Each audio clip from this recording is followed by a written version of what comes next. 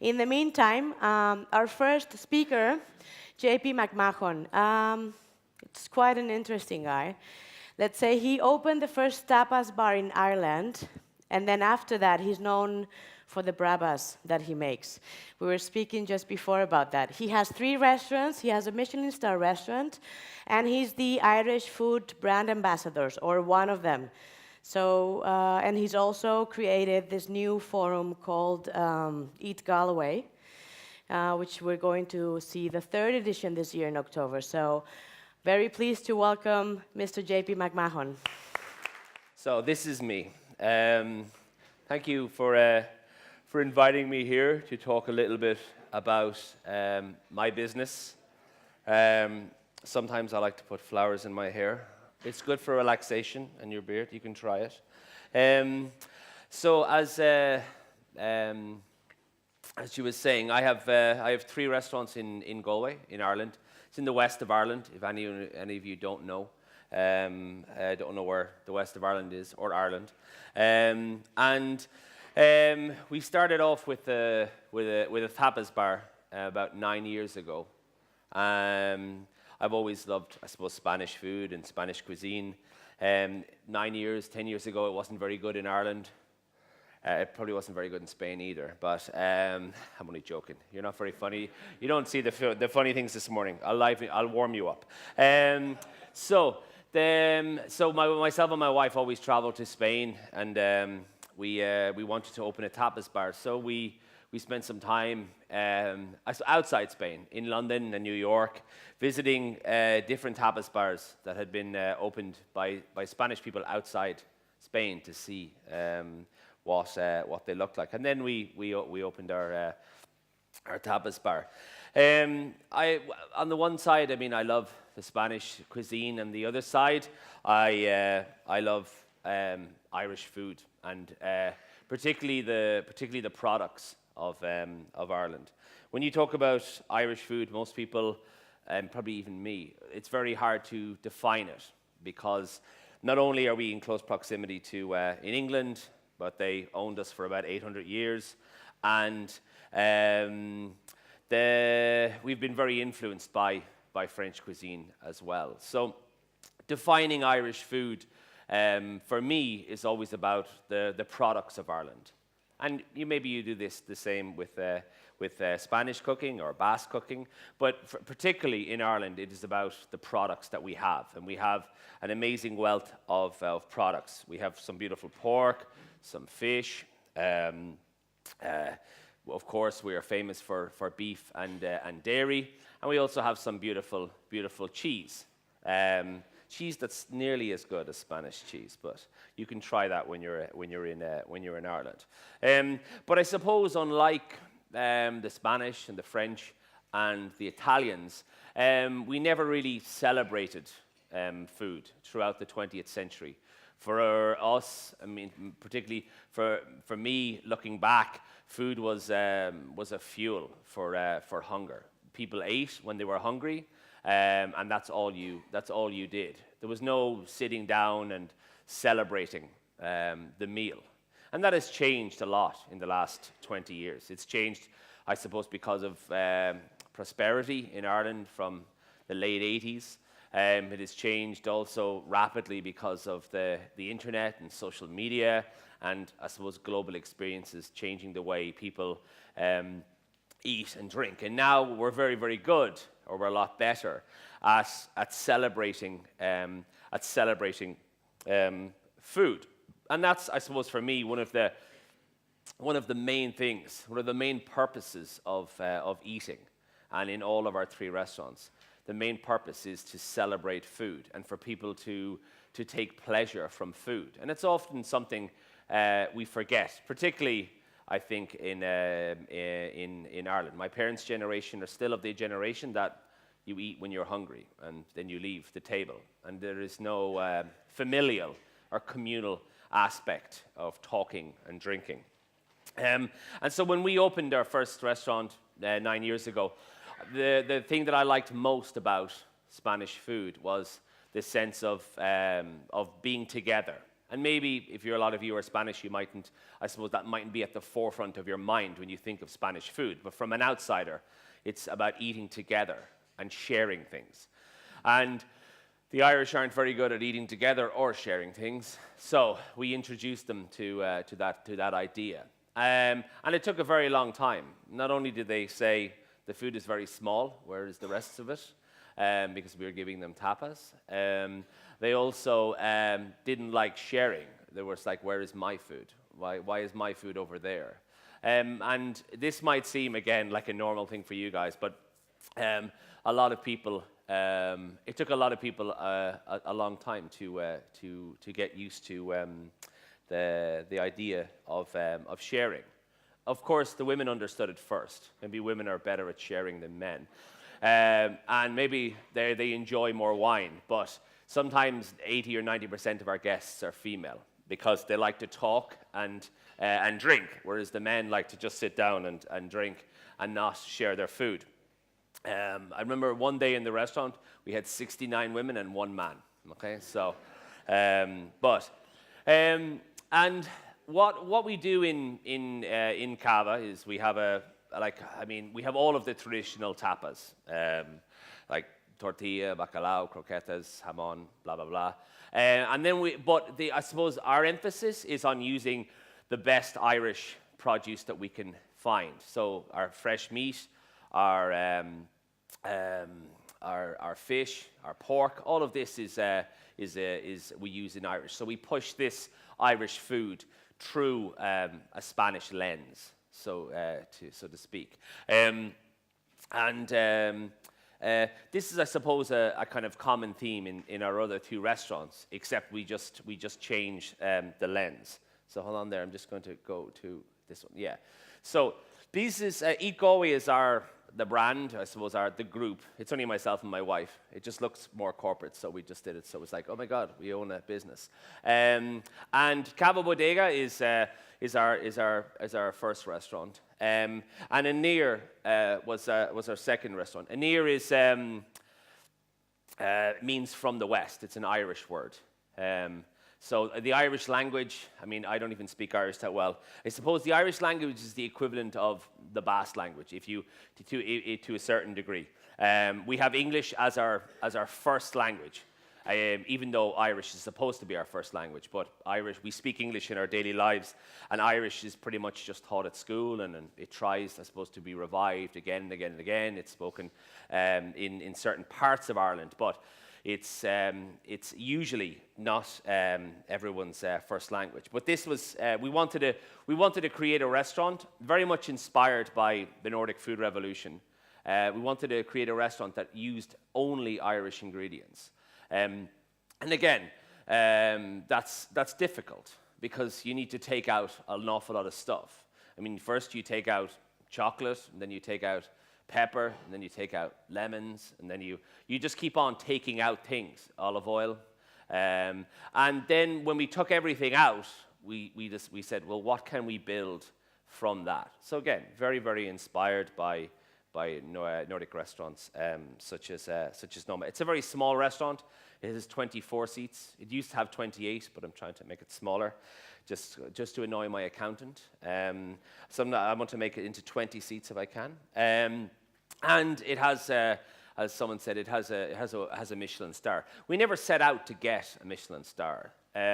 We opened a restaurant. We did what we did, and we were awarded a Michelin star 6 years ago. And it was like an avalanche hitting the restaurant, because not only were we doing something new and experimental, we were just putting Irish food on a plate. And of course, you'd imagine that not to be very radical, but a lot of people saw it was very, very radical when they said, can I get some black pepper? And we said, we don't use it in the restaurant.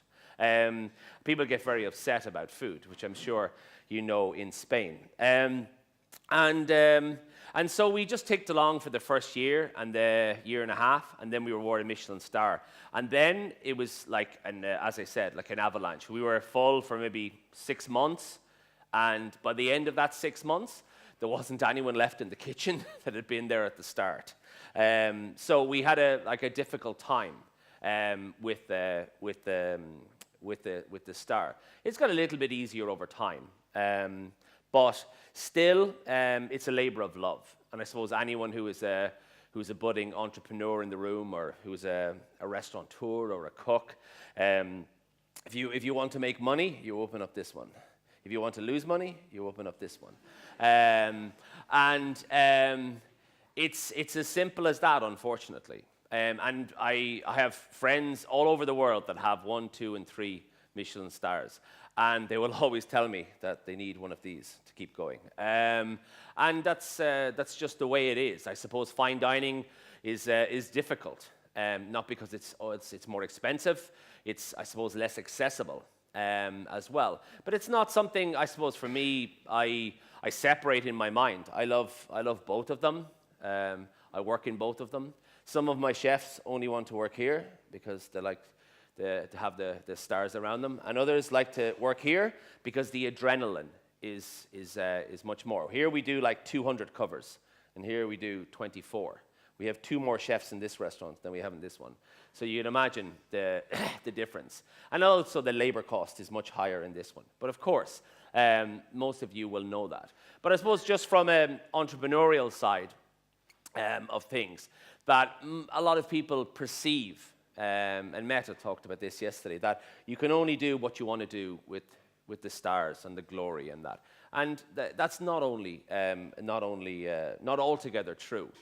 Because we use both restaurants use the same food when it comes to Irish produce. We use the best fish in both of them, the best meat.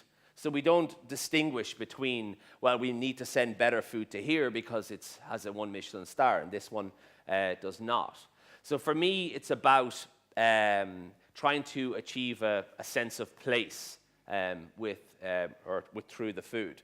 And our last restaurant was a gastropub, a pub that we wanted to, I suppose, again, pub food in Ireland isn't usually very good. Maybe they're like tapas bars in, I don't know, Malaga or somewhere where you have a lot of tourists, and you just pump out food for the tourists, and you don't really care about what the food tastes like. Okay, I presume no one here has one of those tapas bars, so I won't upset anyone. But you all know them. So we wanted to do a pub that used the best beef to produce a burger, and the best beef to produce a steak, or the best fish to make a fish and chips. And that was our only objective, was to say, how can we take the best food and give it to people in an environment where they're not used to getting the best food? And again, we're still there, it's 5 or 6 years. It's always difficult. It is always going to be more difficult when you use the best food. Because not only do you have to pay more, when you buy the best food, you need people that are skilled enough to be able to treat that food with respect. So all these things add up, and of course it makes it more expensive.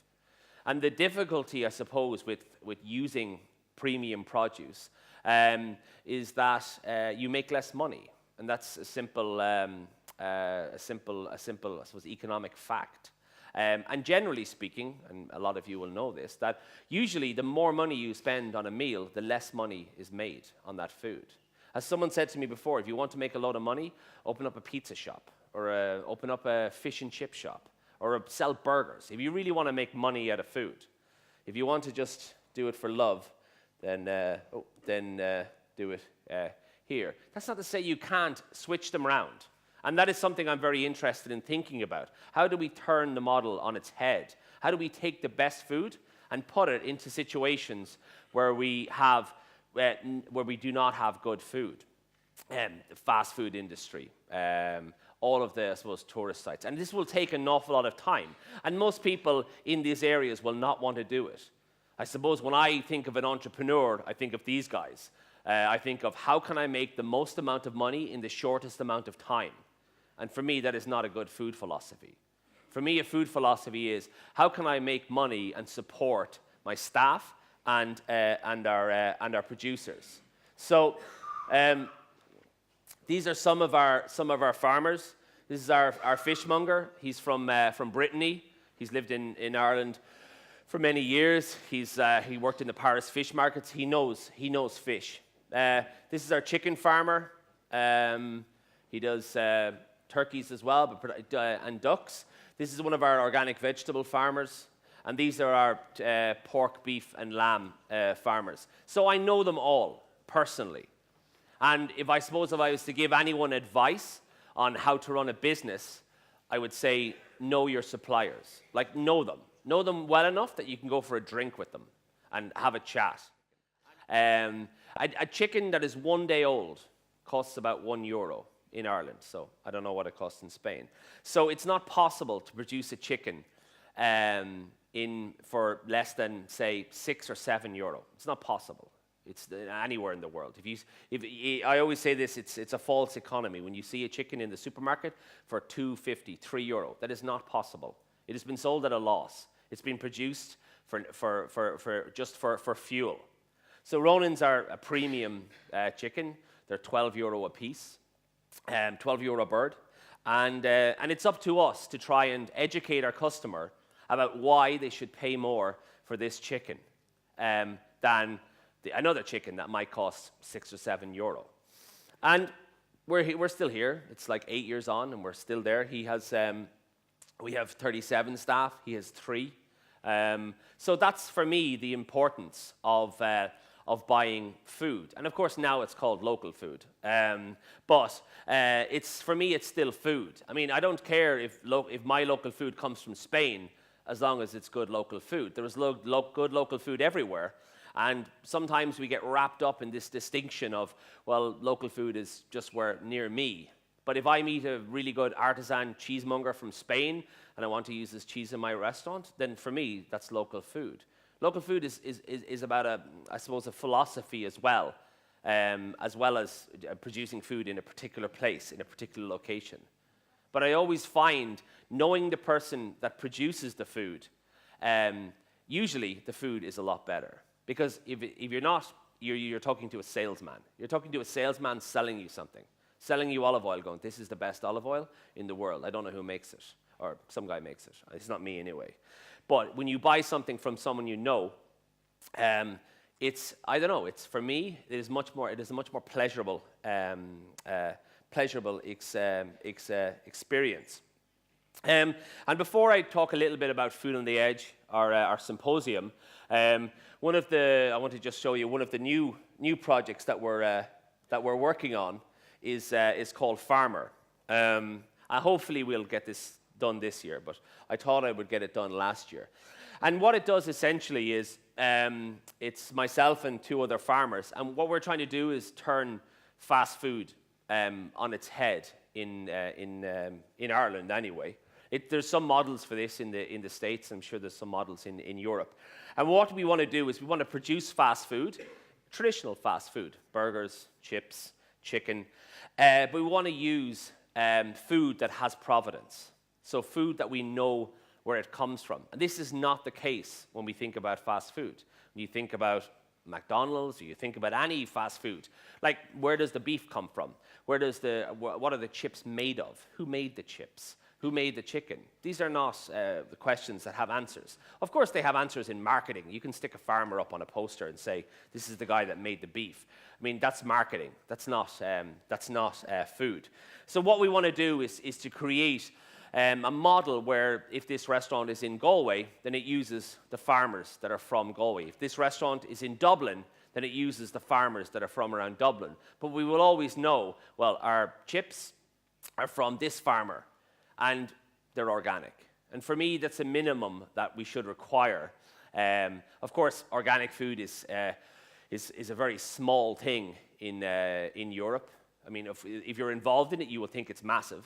And I'm involved in it, and you think it's huge. 2% in Ireland is organic, and about 5% is the European average. So 95% is not organic. So if you're a fan of organic and you think it's going to take over the world anytime soon, you need to start doing a bit more work, because it's not, and we're not doing enough.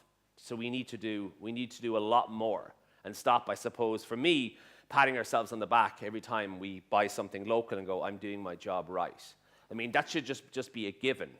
And after that, then we can talk about it. But one of my, I suppose, aims is also to try and give organic food in Ireland more of a profile, to buy more of it, to put more of it up on social media, to try and encourage people to engage with it and say, well, why not?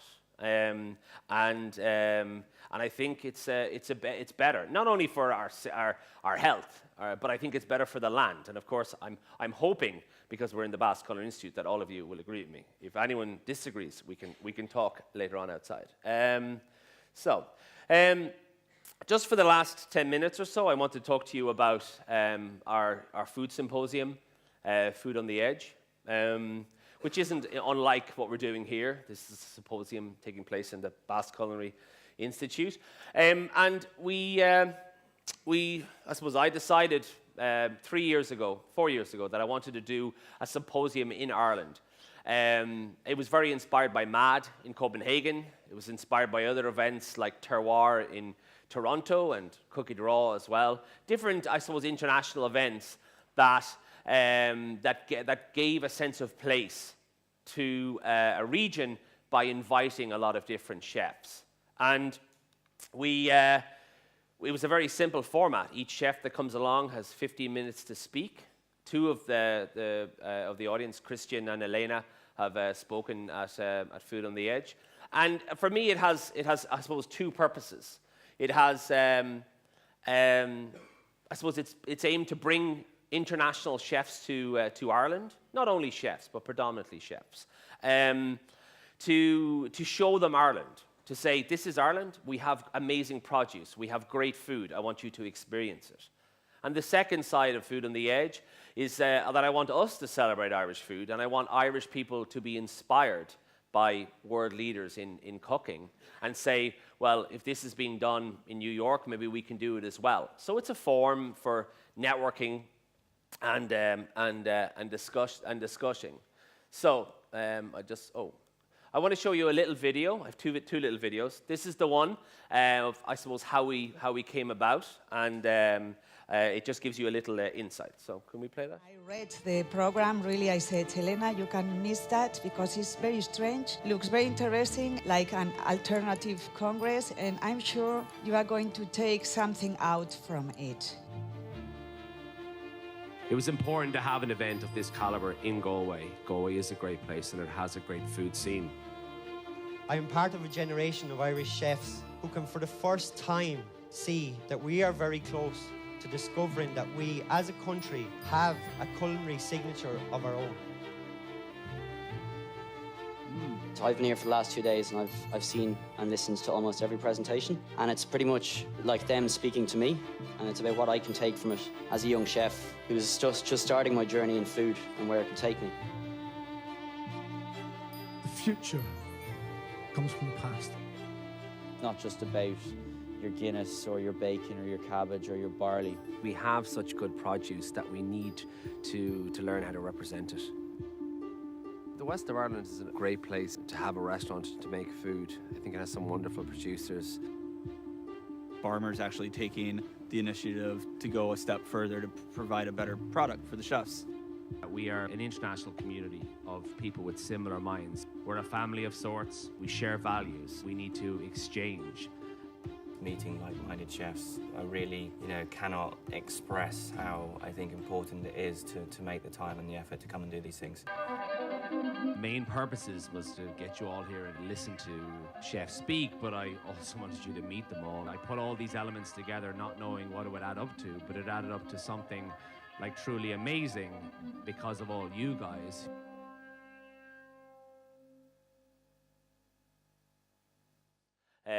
We invite, these were all of our speakers from 2015, and of course Spain was well represented because I love Spain, so we had Albert and Kike and Elena, and for me it was really important to bring people like this. As Albert said, he said, "Is Ireland and England, are they still part of the same country?" And I said, "No." So even at that was important for me. I suppose we just take for granted. I suppose it would be similar for me if I said, well, is the Basque language important? Of course, you would all say yes. But from an international point of view, sometimes the things that we think about at a local level are not the things to think about. Albert has since using Irish oysters on his menu, and the oysters that he tasted in the west of Ireland. And again, for me, that was really important to show him that we have amazing shellfish and amazing seafood, but again, we never really treated it as our own. We just put it in shipping containers and sent it to France and sent it to Spain and sent it to Italy, but like huge big containers of lobsters and mussels. And we never really think about, oh, well, these are ours. We just send them. And now in the last 5 or 10 years, we have producers starting to think about, well, no, these are my oysters, and I should brand them as such, and then I will sell them, and they will become part of a landscape and part of, I suppose, a portfolio that would be Irish food. And again, this is, I suppose, our important thing. These are some of the photos of Tegres, this Kiki. I was trying to get them all the Spanish ones in just so you think that it was just about Spain. We have David Kinch, wonderful, wonderful man. David is from Manresa, a 3-star.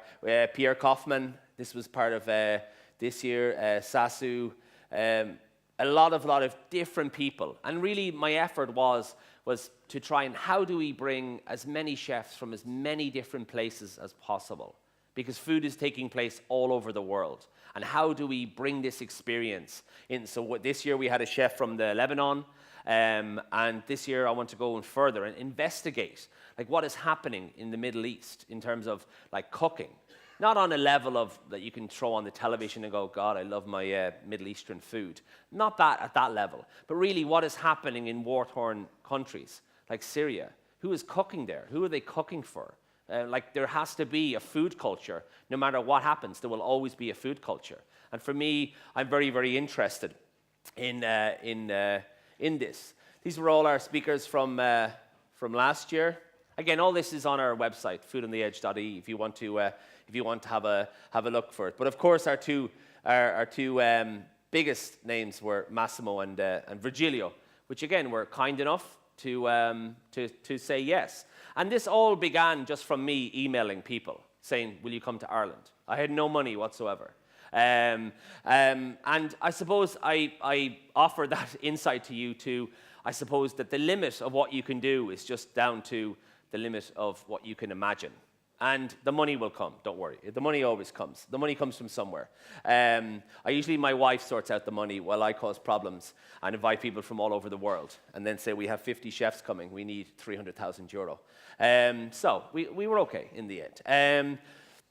But as the structure of 2 days, 50 speakers, 40 talks, and then importantly, we bring all of the speakers around a part of Ireland to show them the food. And this part is just as important as listening to the 450 people listening to all of the talks. It's really important to take 2 days out and reflect and to think about